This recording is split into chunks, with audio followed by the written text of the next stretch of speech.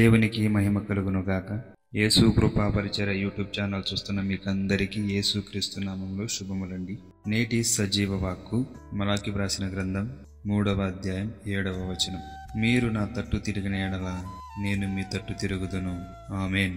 ప్రియులారా, ఈ వాక్యము ఇజ్రాయేలీయులకు దేవుడిచ్చిన ప్రేమతో కూడిన ఆహ్వానం. కానీ వారు పూర్వీకుల నుంచే తిరుగుబాటు.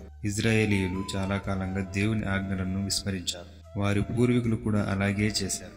అంటే అవిధేయత వారసత్వకంగా కొనసాగింది. దేవుడు శిక్షలకే కాకుండా పక్షతాపానికి కూడా పిలుస్తాడు. ఆయన వాగ్దానం ఏంటంటే, మీరు నా యొద్దకు వస్తే నేను మీ యొద్దకు వస్తాను. ఇది దేవుని కృపను, క్షేమాన్ని తెలియజేస్తుంది. కానీ ప్రజలు మేమెలాగూ తిరుగుదుము అని వారు అడిగారు. ఇది 2 విధాలుగా మనం అర్థం చేసుకోవచ్చు. కొందరు నిజంగా అర్థం చేసుకోలేక అడిగారు.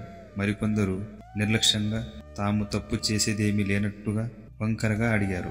మనం తెలుసుకోవాల్సింది ఏమిటంటే, మనిషి పాపం వలన దేవుని నుండి దూరం అవుతాడు అని. కానీ దేవుడు ఎప్పుడు దగ్గరగా ఉండే తండ్రిలా ఎదురు చూస్తాడు. నిజమైన మార్పు పక్షతాపం ద్వారానే వస్తుంది. దేవుని దగ్గరకు వెళ్ళడానికి దిగులుతో కూడిన హృదయం కావాలి, కేవలం నోటి మాట కాదు. దేవుడు ఎప్పుడు మన కోసం ఒక మార్గం సిద్ధం చేసి ఉంచుతాడు. అదేమిటంటే, నా కుమారుడగా తిరిగిరా, నేను నిన్ను క్షమిస్తాను అని. ఈ వాక్యం మనకు ఏమని గుర్తు చేస్తుందంటే, దేవుడు మన పాపాలను మన్నించి తిరిగి తన సన్నిధిలోనికి పిలుచుకుంటాడు. ఆయన దగ్గరకు వస్తే మన జీవితం పునరుద్ధరింపబడుతుంది. దేవుని వాక్యం దీవించబడునుగాక. ఆమేన్.